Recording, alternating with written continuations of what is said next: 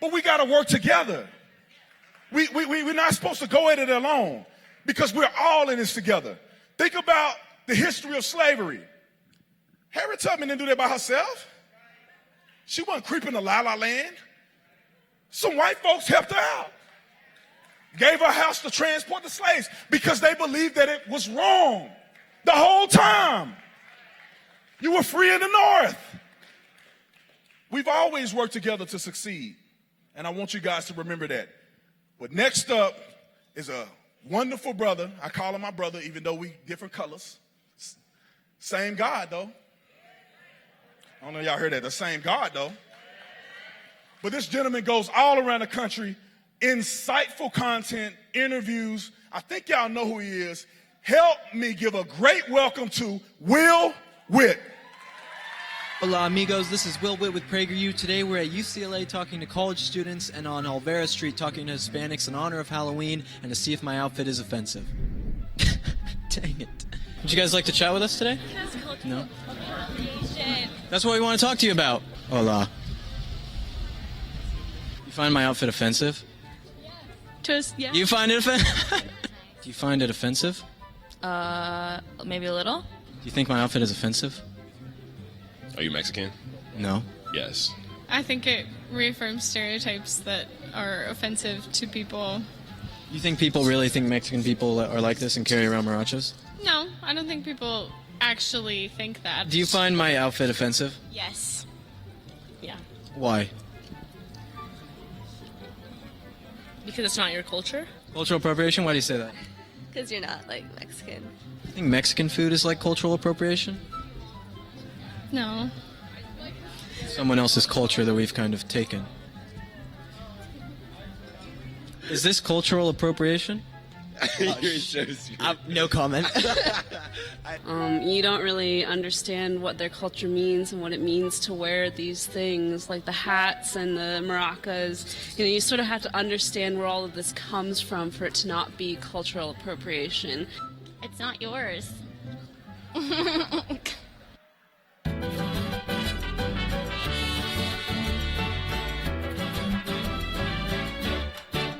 Can I just ask you, do you like my costume? I like your mustache. Do you? Monthly. Does my outfit offend you? You look, no. You look nice. Thank you. Do you like my costume? Yes. Does it offend you? Es ofensivo. No. No, nothing. That's good. Sí. Mi guapo?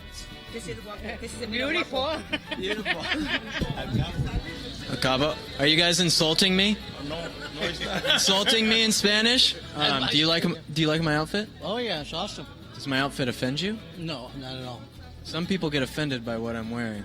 No, it's not. It's not offensive. I think it's you're in the right atmosphere. Yeah. Lo único dice de mostacho, no original. No original. Do you know who sold me this? No idea. Mexicans. Oh, really?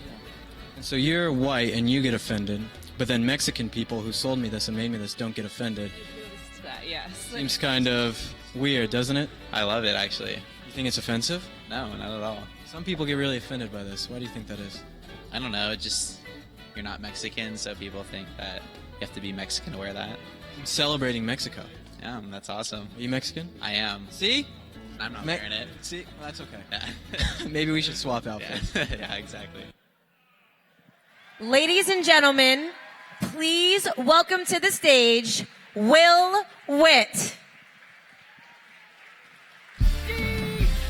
What's up, guys? How are we doing?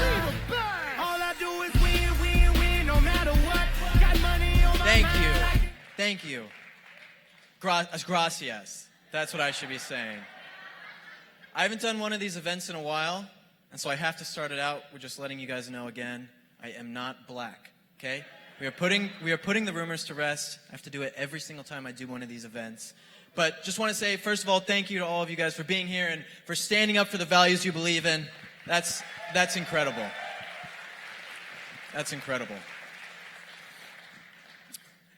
So all of those Mexicans that you saw in that video to the left are basically token Mexicans, right? That's what the left would call them. They all have internalized racism, right? The stupidest thing that I've ever heard. I did a video where I went to California State University, Northridge. Do we have any Californians in here? Perfect. There you go. Well, I don't know if Baltimore is that much better, but I did a video where I went. I wore a Native American headdress, and a friend of mine, Mike, he was the Black Pilgrim. He dressed up as a pilgrim. And then we went out there for Thanksgiving, and we were giving out pumpkin pie to people, right? And whenever you go to a school in California, things never go as planned. And so we started getting verbally harassed, we got death threats, and then eventually they ended up kicking us off campus, saying how offended they were, how terrible and racist I was and the Black Pilgrim for wearing this, and then they ripped off my costume, and we left. It was a very intense moment, I'll have to say. But after seeing this, I was like, okay, I want to put this to the test. And so I drove 900 miles to the Navajo Indian Reservation in Window Rock, Arizona, and I went and I asked them what they thought about the costume and what they thought about these issues. And not one of them was offended by the Washington Redskins name. Not one of them was offended by cultural appropriation. And not one of them wanted other people to get offended for them on their behalf.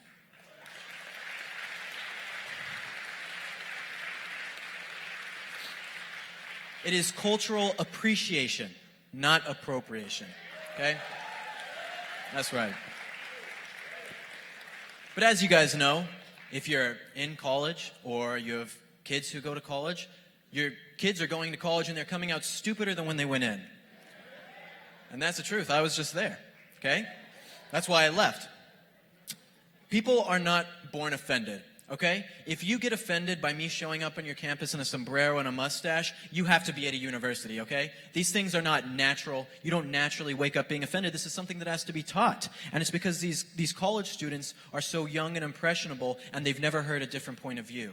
They go to college, and their virtue-signaling academics are teaching them how terrible America is, how horrible white people are, and that my culture is not your damn prom dress, right? These are the issues that college professors teach. Students are going in and getting useless degrees, they can't find jobs, and then they come out getting offended by some white guy in a sombrero. It's ridiculous. So what does all this mean? All these white leftists getting offended? It really means that white leftists are the most racist people in America.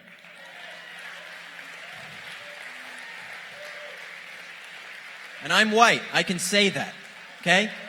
I can talk about my culture. They think that their virtue-signaling antics are helping minorities, when in reality, it undermines them. I don't know if you guys ever saw the video that Ami Horowitz did. I'm working with him right now, actually, on a documentary about how much California sucks. But, different story. But Ami did a video where he went around and talked to people, a bunch of leftists, and he asked them, about voter ID laws. And they said, yeah, they're racist because black people can't get an ID, right? This is what these people were saying. And then he went out into the hood, and he asked black people about their IDs, and they're like, of course I have an ID. Like, what are you talking about? It's like this virtue signaling, this pandering that leftists want to talk about when they're talking about minorities, but it's like they don't even understand the communities or the people that they're talking to. It's insane. It's insane. The level of ignorance that they go off it's maddening, because they're all over everything. Hollywood, the media, your university, they're everywhere, but everything that they say is wrong.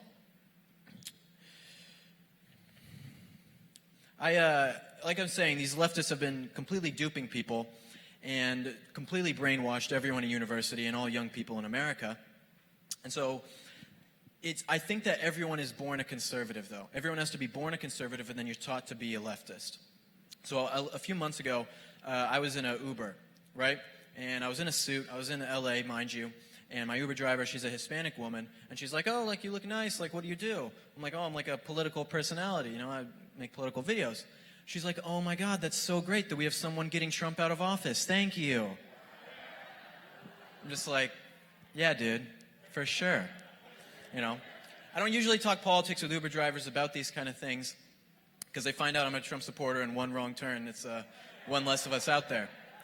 But I ended up talking to her because I was interested, and I was going to a speech, for motivation and things like that. And it ended up that she was against affirmative action.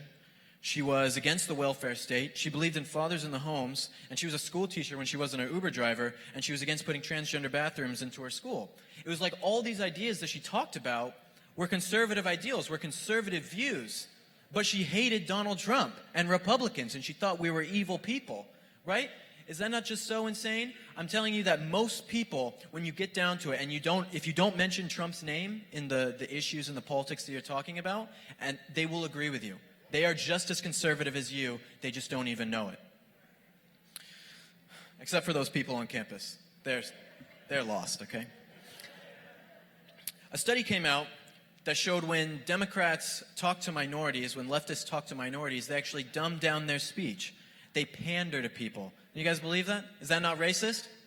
Like, think about someone like Hillary Clinton saying, you know, what's one thing you always keep in your purse, Hillary Clinton? Hot sauce, right? I always keep hot sauce in my... You don't, right? That's pandering. They did the same study with conservatives and how they talk to minorities, and they talk to them just like they talk to everybody else. The main message that I want to get across to everyone today is that these white leftists, these politicians, don't care about you. I know that's a sad thing to say. It sucks. But they're using you for their votes and for their own selfish gain.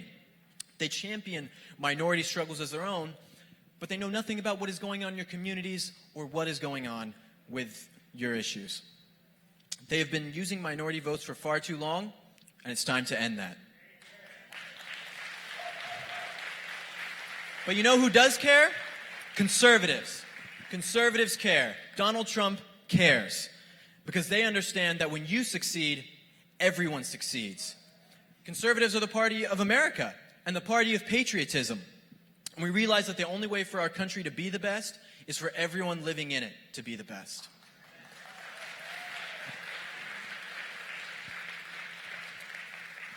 And so I'll end with this. You guys heard from some amazing speakers today. I'm actually, before Candace, I'm the last speaker, and I'm the only white speaker. Seems a little racist to me.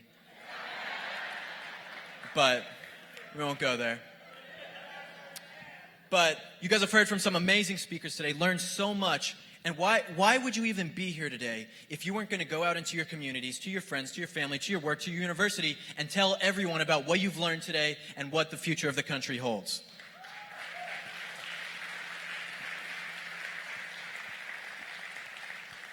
I'm going out tomorrow to shoot a video and showcase what is going on here in Baltimore. Showcase what is going on. If anyone just after this has any recommendations for where I should go, please come and tell me. Because I don't know this city very well. But I'm bringing that up. I live in California, okay? I live in Hollywood. It's terrible. It's a horrible place to live, okay? But California hasn't always been that way, okay? California had Reagan. California was a conservative state. And now look at it, okay? It's leftist policies that have made California the way that it is, but it's because conservatives haven't stood up and done anything against it, right? Conservatives have capitulated to leftists for far too long, and we have to change that. In your college campuses, there are going to be so many times when people are going to yell at you and tell you how horrible your views are and try and shame you, but you have to be that student to raise your hand and give your opinion every single time. Because if you're not that student, no one else will be. It's a chain reaction, guys, where I do this event, and then all you guys go and tell one person, they tell one person, and that's how we can make a change. That's how we can make a change. But if you don't stand up and do anything against it, if you are silent, nothing will change, and everywhere in America is going to look like Hollywood where I live. And that's, no, not what we want at all. You know, I get a lot of the ideas that I talk about from Dennis Prager, as, you know, at PragerU, he's my inspiration. Thank you. I'm going to tell him you all clapped for him. You're going to make him very happy. I get a lot of my ideas from him, and we talk about the 9th commandment, you know, bear no false witness. And to me, this means telling the truth and how important it is to tell the truth. You think about Nazis and communists and slavers, and all of these horrible atrocities that have taken place because of lies. Right? They were built on lies. Like slavery was built that, you know, black people are inferior to white people. And Nazi Germany, you know, Jews are inferior, so we want to exterminate them. Communism, I mean, the Russian newspaper was called Pravda, right? Just truth in Russian. It was all built on lies. And so, I can guarantee you that there were Nazis who went home to their family every night and were great people for their own families. They were loving to their wife, their children. They were good people in that sense, but they were doing evil, horrible things, right? So it's the same with the leftists right now in America, is that they are convinced that the evil things that they are talking about, that they are doing, are actually good. I'm not saying